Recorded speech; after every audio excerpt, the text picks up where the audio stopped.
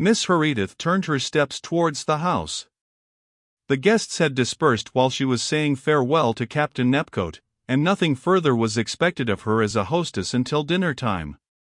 It was her daily custom to devote a portion of the time between tea and dinner to superintending the arrangements for the latter meal. The Moat House possessed a competent housekeeper and an excellent staff of servants, but Miss Herodotus believed in seeing to things herself. On her way to the house she caught sight of an under-gardener clipping one of the ornamental terrace hedges on the south side of the house, and she crossed over to him. The man suspended his work as the great lady approached, and respectfully waited for her to speak.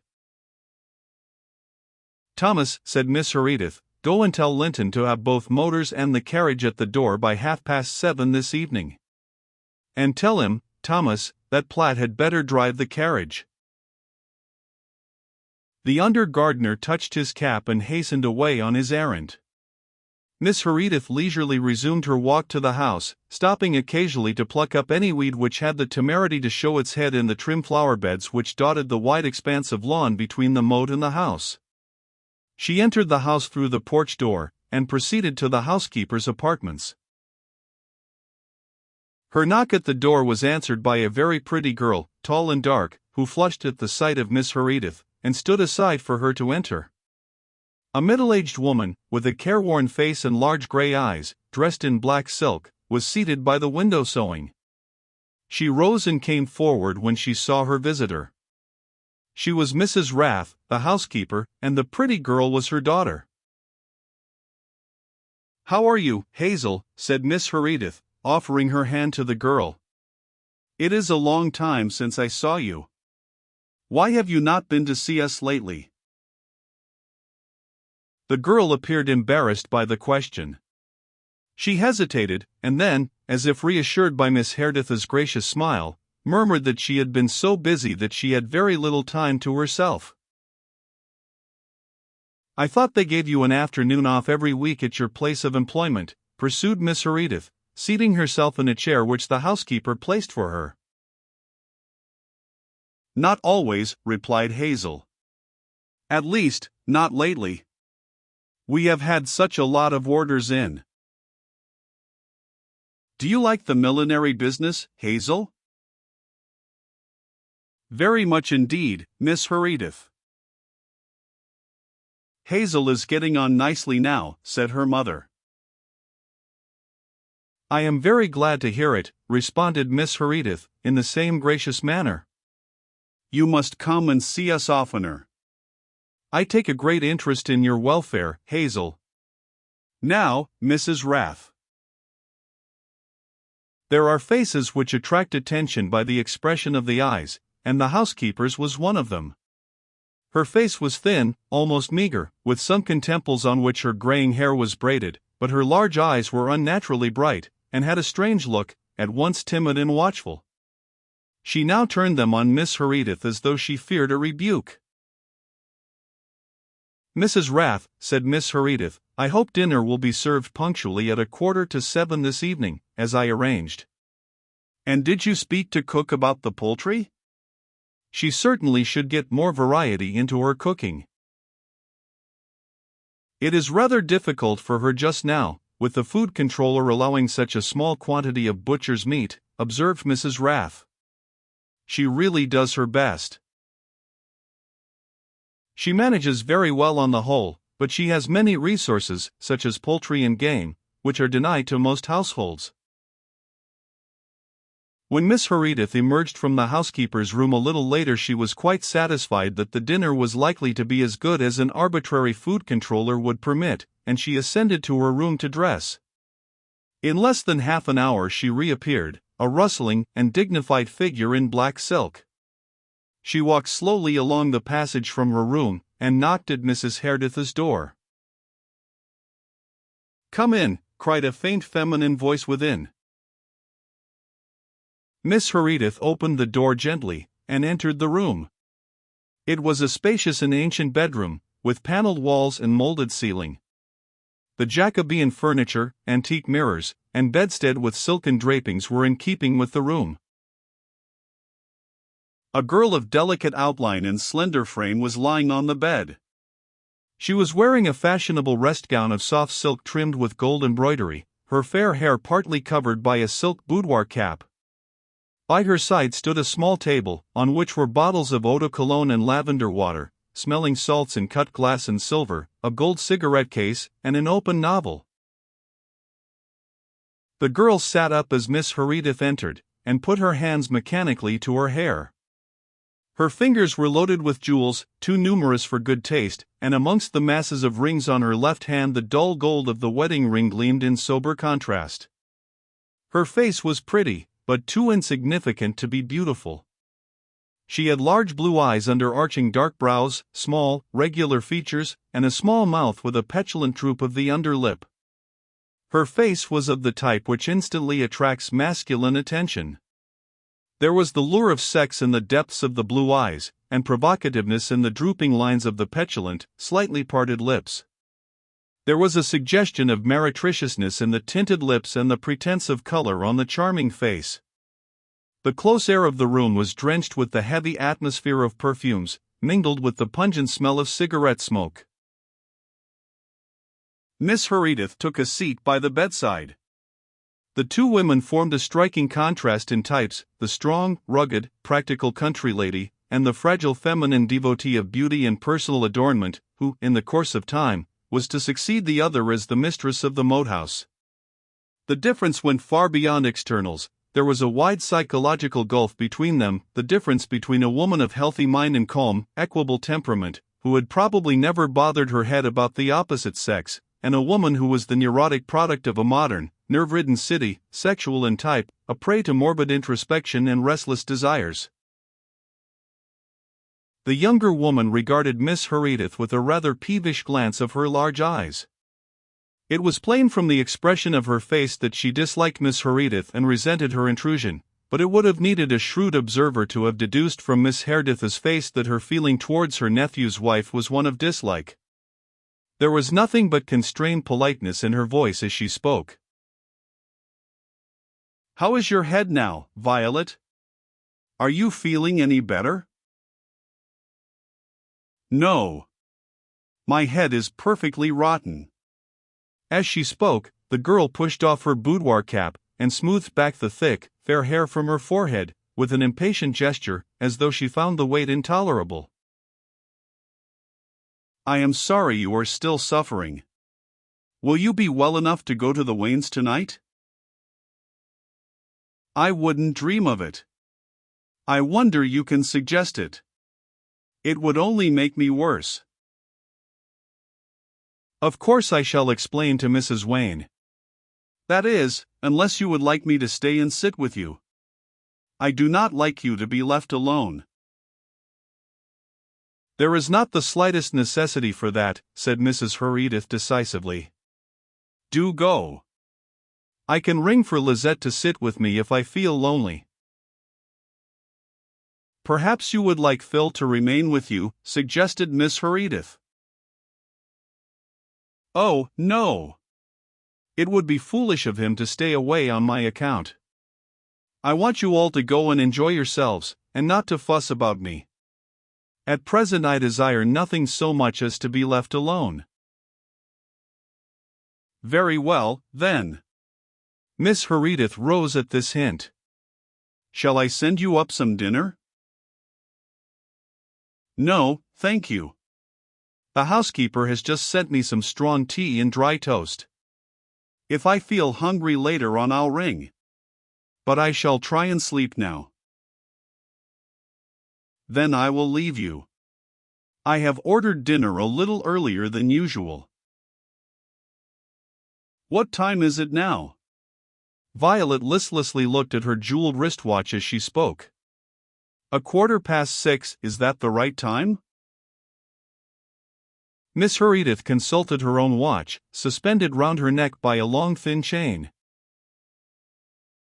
"Yes, that is right." "What time are you having dinner?" 7:15. "What's the idea of having it earlier?" asked the girl, propping herself up on her pillow with a bare white arm, and looking curiously at Miss Herodotus. I have arranged for us to leave for the Wains at 7:30. It is a long drive. I see. The girl nodded indifferently, as though her curiosity on the subject had subsided as quickly as it had arisen. Well, I hope you will all have a good time. She yawned, and let her fair head fall back on the pillow. Now I shall try and have a sleep. Please tell Phil not to disturb me. Tell him I've got one of my worst headaches. You are sure to be back late, and I don't want to be awakened. She closed her eyes, and Miss Herodotus turned to leave the room. As she passed the dressing table, her eyes fell upon a handsome jewel case. As if struck by a sudden thought, she turned back to the bedside again. Violet, she said. The girl half opened her eyes, and looked up at the elder woman from veiled lids.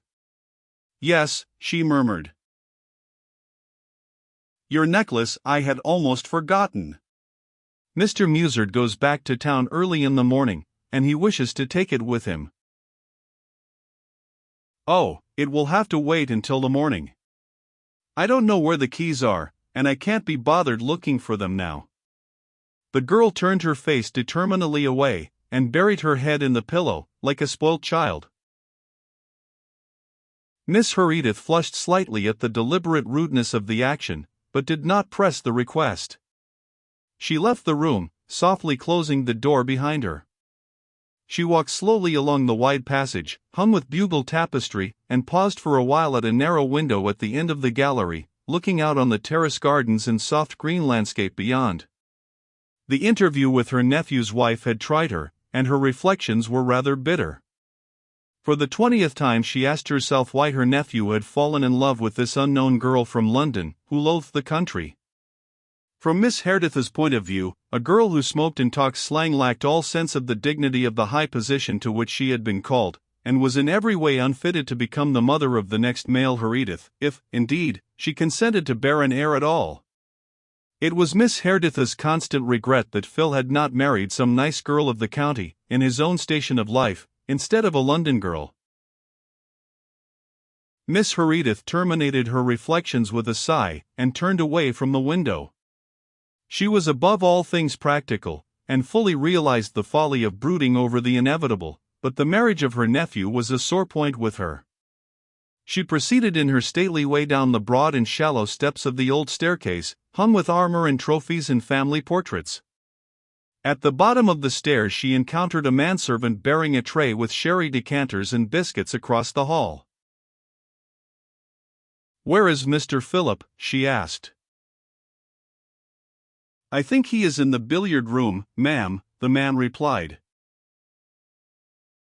Miss Herodotus proceeded with rustling dignity to the billiard room. The click of billiard balls was audible before she reached it. The door was open, and inside the room several young men, mostly in khaki, were watching a game between a dark-haired man of middle age and a young officer. One or two of the men looked up as Miss Herodotus entered, but the young officer went on stringing his break together with the mechanical skill of a billiard marker. Miss Herodotus mentally characterized his action as another instance of the modern decay of manners.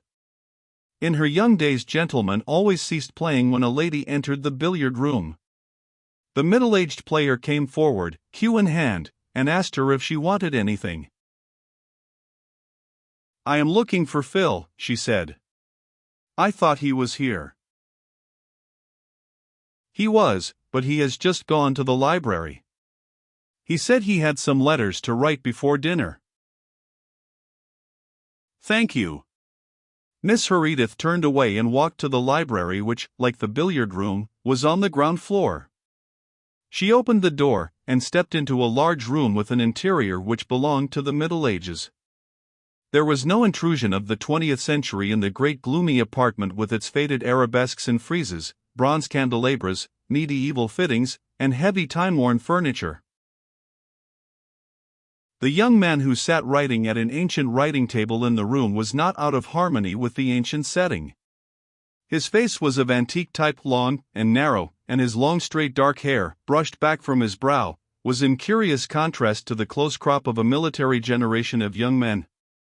His eyes were dark, and set rather deeply beneath a narrow high white forehead. He had the Herodotus eyebrows and high-bridged nose, but, apart from those traditional features of his line, his rather intellectual face and slight frame had little in common with the portraits of the massive warlike Herodotus which hung on the walls around him. He ceased writing and looked up as his aunt entered. "I have just been to see Violet," Miss Herodotus explained. "She says she is no better, and will not be able to accompany us to the Wains tonight. I suggested remaining with her, but she would not hear of it. She says she prefers to be alone. Do you think it is right to leave her?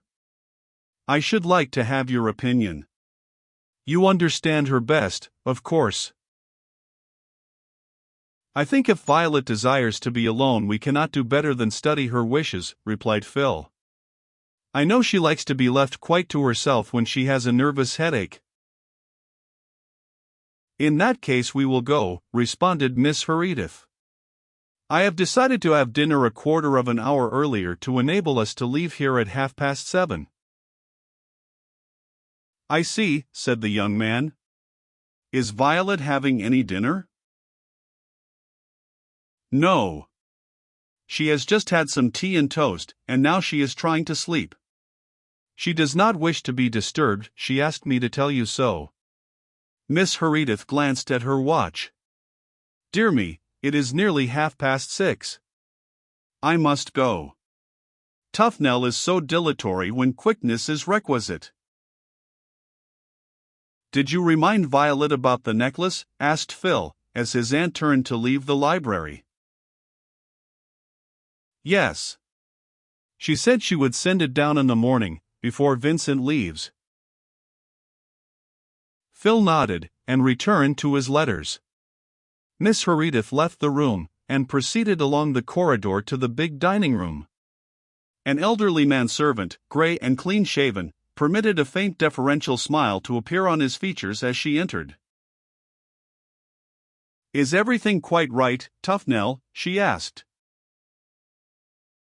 Tufnell, the staid-old butler, who had inherited his place from his father, bowed gravely, and answered decorously, "Everything is quite right, ma'am." Miss Herodotus walked slowly round the spacious table, adjusting a knife here, a fork there, and giving an added touch to the table decorations. There was not the slightest necessity for her to do so, because the appointments were as perfect as they could be made by the hands of old servants who knew their mistress and her ways thoroughly. But it was Miss Herodotus's nightly custom, and Tufnell, standing by the carved buffet, watched her with an indulgent smile, as he had done every evening during the last 10 years. While Miss Herodotus was thus engaged, the door opened and Sir Philip Herodotus entered the room in company with an old family friend, Vincent Musard.